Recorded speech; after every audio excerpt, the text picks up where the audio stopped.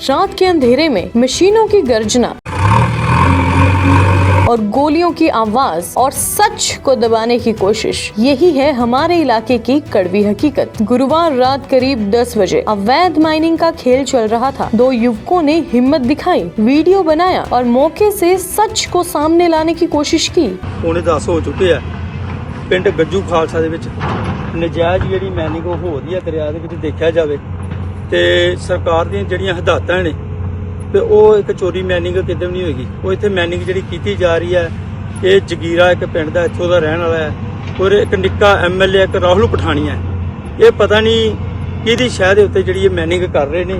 ਰਾਤ ਨੂੰ ਦੇਖੋ ਪੂਰੀ ਮੈਨਿੰਗ ਗੁੰਡਾਗਰਦੀ ਜਿਹੜੀ ਐਕਸ਼ਨ ਸਾਹਿਬ ਦੇ ਨੱਕ ਦੇ ਵਿੱਚ ਉਹਨਾਂ ਦੀ ਸਿਹਤ ਦੇ ਵਿੱਚ ਦਸਕੇ ਜਾਏ ਹੋ ਰਿਹਾ ਹੈ।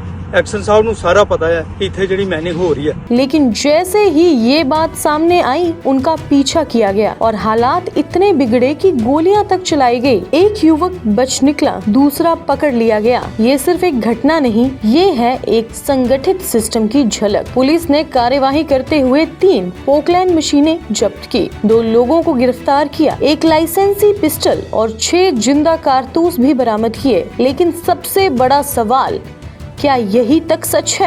दोनों भाइयों को पुलिस ने वीडियो के दबाव में एफआईआर कर गिरफ्तार तो कर लिया, लेकिन उनके बचाव का रास्ता भी निकाल लिया। उन्हें बेल मिल जाए इसलिए परिवार को नोटिस का मीमो नहीं भेजा गया। कोर्ट ने यह कहते हुए दोनों आरोपियों को बेल दे दी और कमेंट किया कि यह गिरफ्तारी ही अवैध है क्योंकि परिवार को गिरफ्तारी इंटीमेशन मीमो नहीं दिया गया। इस पर एडवोकेट कुलभूषण मनहास की क्या राय है, आप भी सुनिए। ਖੁਰਾਣਾ ਜੀ, ਮੈਂ ਦੇਖਿਆ ਹੈ ਆਰਡਰ ਨੂੰ ਪੜ੍ਹਿਆ ਮੈਂ ਤੇ ਹੋਰ ਵੀ ਮੈਨੂੰ ਕਈ ਮੀਡੀਆ ਵਾਲੇ ਨੇ ਪੁੱਛਿਆ ਸੀ ਇਸ ਮੈਟਰ ਤੇ ਜੀ।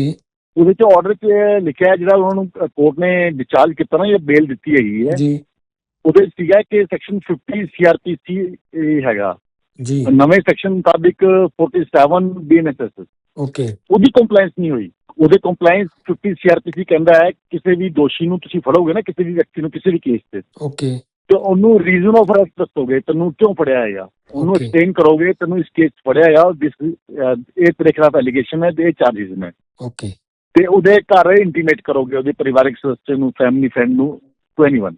ਅੱਛਾ, ਇਹਦੇ ਵਿੱਚ ਜਿਹੜੀ ਸੈਕਸ਼ਨ 50 CRPC ਦੀ ਕੰਪਲਾਈਂਸ ਪੁਲਿਸ ਨੇ ਨਹੀਂ ਕੀਤੀ ਓਕੇ, ਦੈਟਸ ਵਾਈ ਕੋਰਟ ਨੇ ਉਹਨੂੰ ਛੱਡਤਾ ਬੇਲ ਤੇ ਓਕੇ।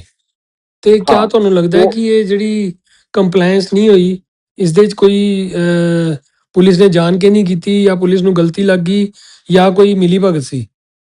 ਸਰ ਦੇਖੋ ਨਾ, ਇਹ ਬਿਲਕੁਲ ਬੇਸਿਕ ਜੀ ਚੀਜ਼ ਹੈਗੀ ਹੈ। ਕਿਸੇ ਵੀ ਦੋਸ਼ੀ ਨੂੰ ਫੜੋਗੇ ਤੁਹਾਨੂੰ ਰੀਜ਼ਨ ਆਫ ਅਰੈਸਟ ਦੱਸੋਗੇ, ਬਾਕੀ ਚੀਜ਼ਾਂ ਪੂਰੀ ਕਰੋਗੇ। ਸੁਪਰੀਮ ਕੋਰਟ ਦੀ ਡਾਇਰੈਕਟ ਵਰਡਿਕਟ ਹੈ, ਜਜਮੈਂਟ ਹੈ ਇਸ ਦੇ ਉੱਪਰ, ਤੇ ਪੁਲਿਸ ਨੇ ਇਹ ਕੀਤਾ ਨਹੀਂ ਜਾਂ ਉਹਨਾਂ ਦੀ ਗਲਤੀ ਹੈ ਜਾਂ ਜਾਣਬੁੱਝ ਕੇ ਨਹੀਂ ਕੀਤਾ, ਇੱਕ ਜਾਂਚ ਦਾ ਵਿਸ਼ੇ ਹੈਗਾ ਓਕੇ। ਪਰ ਉਹ ਕੱਲਾ ਮਾਈਨਿੰਗ ਦਾ ਕੇਸ ਨਹੀਂ ਸੀ ਸਰ। ਮੈਂ ਜੋ ਐਫਆਈਆਰ ਪੜ੍ਹੀ ਹੈ ਉਹਦੇ ਵਿੱਚ ਆਰਮਸ ਐਕਟ ਵੀ ਲੱਗਿਆ, ਹਥਿਆਰ ਵੀ ਰਿਕਵਰ ਕੀਤੇ ਨੇ ਬਿਲਕੁਲ। ਐਸੇ ਵੱਡੇ ਕੇਸ 'ਚ ਪੁਲਿਸ ਦਾ ਇਹ ਗੈਰ ਜ਼ਿੰਮੇਵਾਰਾਨਾ ਰਵੱਈਆ ਜੀ, ਉਹ ਕਿਤੇ ਨਾ ਕਿਤੇ ਸ਼ੱਕ ਦੀ ਸੂਈ ਇੱਕ ਜਾਂਦੀ ਹੈ ਉਹਨਾਂ ਤਰਫ। ਸਰ ਜਿਹੜਾ ਬੰਦੇ ਸੀ ਪਹਿਲੇ ਬਹੁਤ ਹੀ ਘੱਟ ਐਸਾ ਦੇਖਣ ਨੂੰ ਮਿਲਦਾ ਹੈਗਾ ਤੇ ਸ਼ੱਕ ਤੇ ਜਾਂਦਾ ਹੀ ਹੈ। ਉਹ ਆਈਓ ਕੌਣ ਸੀ ਇਸ ਕੇਸ ਦਾ, SHO ਕੌਣ ਸੀਗਾ, ਉਹ ਮੇਰੇ ਮੁਤਾਬਿਕ ਉਹ ਸ਼ੱਕ ਦੇ ਦਾਇਰੇ 'ਚ ਆਉਂਦਾ ਹੀ ਨਾ। ਜਾਂ ਅਗਰ ਨੈਗਲੀਜੈਂਸ ਹੈ ਤੇ ਬਹੁਤ ਵੱਡੀ ਨੈਗਲੀਜੈਂਸ ਹੈ। ਨੈਗਲੀਜੈਂਸ ਜਾਣ ਕੇ ਵੀ ਸ਼ੋ ਕੀਤੀ ਜਾ ਸਕਦੀ ਕਿ ਨੈਗਲੀਜੈਂਸ ਹੈ ਨਾ ਸਰ। ਨੈਗਲੀਜੈਂਸ ਤੇ ਹੈ ਹੀ ਨਾ, ਜੋ ਮਤਲਬ ਮੈਂ ਇਸ ਕੇਸ ਦੀ ਬਰੀਕੀ ਦਾ ਨਹੀਂ ਪਤਾ ਕਿ ਉਹ ਬੰਦੇ ਫਾਸਟਲੀ ਇੰਪਲੀਕੇਟ ਕੀਤੇ ਜਾਂ ਸਹੀ ਫੜੇ ਗਲਤ ਫੜੇ, ਲੇਕਿਨ ਪਰਚਾ ਤੇ ਹੋਇਆ ਹੈ ਨਾ।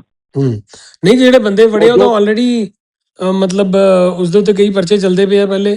ਹਾਂ ਨਹੀਂ, ਹੋ ਸਕਦਾ ਉਸ ਬਾਰੇ ਮੈਨੂੰ ਜਾਣਕਾਰੀ ਨਹੀਂ, ਲੇਕਿਨ ਇਹ ਜਿਹੜਾ ਐਫਆਈਆਰ ਹੈ ਮਾਈਨਿੰਗ ਦਾ, ਇਲੀਗਲ ਮਾਈਨਿੰਗ ਦਾ ਤੇ ਆਰਮਸ ਐਕਟ ਦਾ ਪਰਚਾ, ਵੈਪਨ ਰਿਕਵਰ ਹੋਏ ਔਰ ਇੰਨੀ ਨੋਨ ਸੀਰੀਅਸ ਪੁਲਿਸ ਕਿਸ ਤਰ੍ਹਾਂ ਹੋ ਸਕਦੀ ਹੈ? ਠੀਕ ਹੈ। ਇਸ ਤਰ੍ਹਾਂ ਪੰਜਾਬ ਸਰਕਾਰ ਕਹਿੰਦੀ ਹੈ ਕਿ ਅਸੀਂ ਇਲੀਗਲ ਮਾਈਨਿੰਗ ਟੋਟਲੀ ਬੰਦ ਕਰਤੀ ਹੈਗੀ ਹੈ, ਜ਼ੀਰੋ ਟੋਲਰੈਂਸ ਨੀਤੀ ਹੈ ਉਹਨਾਂ ਦੀ ਜੀ, ਔਰ ਐਸਾ ਪੁਲਿਸ ਦਾ ਰਵੱਈਆ ਕਿਸੇ ਵੀ ਸਰਕਾਰ ਦੀ ਜਿਹੜੀ ਕਾਰਗੁਜ਼ਾਰੀ ਹੈ, ਕਾਰਜਸ਼ੈਲੀ, ਉਹ ਕਿੱਦਾਂ ਮਾਪੀ ਜਾਂਦੀ ਹੈ? ਉਹ ਮਾਪੀ ਜਾਂਦੀ ਹੈ ਪ੍ਰਸ਼ਾਸਨ ਨਾਲ। ਠੀਕ ਹੈ। ਜਾਂ ਪੁਲਿਸ ਕਿੱਦਾਂ ਐਕਟ ਕਰ ਰਹੀ ਹੈ ਉਹ ਮੁਤਾਬਿਕ। ਔਰ ਇਸ ਕੇਸ ਦਾ ਜਿੱਦਾਂ ਐਗਜ਼ਾਮਪਲ ਹੈ, ਪੁਲਿਸ ਦੀ ਬਿਲਕੁਲ ਗੈਰ ਜ਼ਿੰਮੇਵਾਰ ਰਵੱਈਆ ਹੈਗਾ, ਉਹ ਦਿਖਾਉਂਦਾ ਹੈਗਾ ਕਿ ਇਲੀਗਲ ਮਾइनिंग पठानकोट ਚ ਹੋ ਰਹੀ ਹੈ और सरकार उन्हें रोकने ਚ नाकाम है। जो लोग पकड़े गए हैं वो ना मालिक हैं ना ऑपरेटर, बल्कि कथित तौर पर करिंदे या छोटे साझेदार हैं, तो फिर असली खेल कौन खेल रहा है? क्या इतनी बड़ी अवैध माइनिंग बिना किसी मजबूत संरक्षण के संभव है, या ये सिर्फ एक चेन का निचला हिस्सा है जिसके ऊपर बड़ी ताकतें बैठी हैं?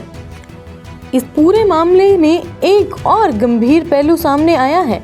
सूत्रों के मुताबिक गिरफ्तार व्यक्तियों में से एक मलकीत सिंह पर पहले भी एक गंभीर मामला दर्ज रहा है, जिसमें रूप सिंह नाम के व्यक्ति पर जानलेवा हमला कर उसकी टांगें काटने की कोशिश के आरोप लगे थे और यह मामला इस समय माननीय उच्च न्यायालय में विचाराधीन है। सवाल और गहरा हो जाता है, क्या ऐसे आरोपों में घिरे लोग ही बार बार सामने क्यों आते हैं? क्या ये सिर्फ संयोग है या एक संगठित पैटर्न? इस इलाके का एक और नाम बार बार चर्चा में आता है, जगीरेदा टक, जहां पिछले साल भी अवैध माइनिंग के दौरान एक पोकलैंड मशीन रावी नदी में पलट गई थी और एक ऑपरेटर की जान चली गई थी। तब भी सवाल उठे थे, क्या वो महज एक हादसा था?